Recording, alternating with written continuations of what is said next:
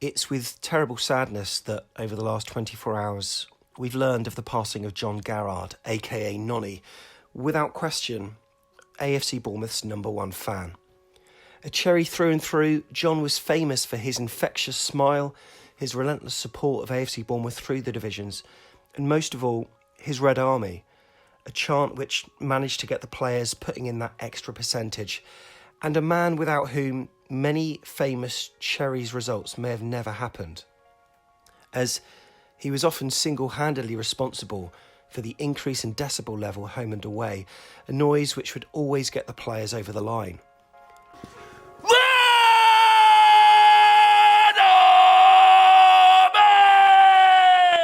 Nonny is an important part of what this club is all about. Friendship, solidarity, love, and inclusivity. He was so highly regarded by not only fans but also staff and players as well. He was specially invited on a number of occasions to Dean Court to meet Eddie Howe and Jason Tindall, as Eddie knew how crucial he was to the matchday atmosphere. Indeed, the whole idea of Nonny coming on the mic just before kickoff was an idea which was put into place after meeting the management duo, as they knew how pivotal he can be to the side. And back in 2009, he was at the centre of a piece in the Daily Echo where the management duo wanted someone to spearhead an improved atmosphere at Dean Court. John garnered so much respect from AFC Bournemouth fans that I'm not sure you could have chosen anyone better to be that man, to orchestrate thousands of cherries into upping their voice and providing that extra boost to the team. Nonny was respected, he was loved, and he was admired. Now, each and every Cherries manager knew how important he was, from Harry to Mel, Sean and Eddie, most recently Scott, and everybody in between. They all knew his name and they would all say hello. He was the ringleader of the South End and the North Stand, and he was so well regarded by fans, staff and players that everyone would stop to say hello or give him a big red army, and he would stop for you too. Now, I was at the old Dean Court when the Red Army chant, as we know it, started. It used to be the pacier, tempo-rich chant that we now end with, but it wasn't always like it is now. It was almost by accident. We were on the old South End and, for some reason, with a mistimed swallow and a slight hesitation, Nonny somehow elongated the usual Red Army. But because it was Nonny, each and every one of us followed, as that's what we did.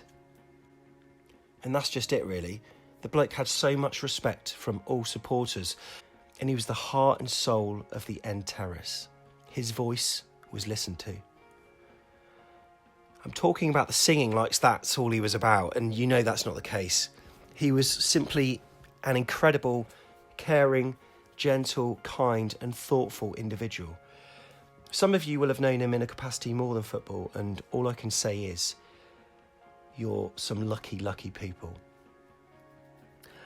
I don't often talk to John outside the sphere of football, even after the meeting with Eddie at Dean Court in the close season a couple of years back. I dropped him back to his place near Castle Point, and I asked him what he got up to in the summer without the football. Did he go to the beach? Did he have any holidays? But no, he would tell me that he watched DVDs on Bournemouth, he watched YouTube videos on Bournemouth, and would often get in the bus and meet up with people to talk about Bournemouth. It was in his blood. He came on back of the net a number of times after games in person and also during lockdown, and I've never really seen an outpouring of love like it when he came on. In the comments and on the live chat, no one else could do that. Absolutely no one. We've enjoyed having you on once again. Ethan has asked you to give him a wave if you can, mate. Can you give Ethan a wave? There he is. Right. Top man. And Andrew said, come on, Nonny, rattle my window panes. Let's end with the Red Army. Come on then, mate. Red Army! Red Army! He leaves a gaping hole at Dean Court, one which can never be filled. It's simply not going to be the same. The phone? I know that. I know that bloke.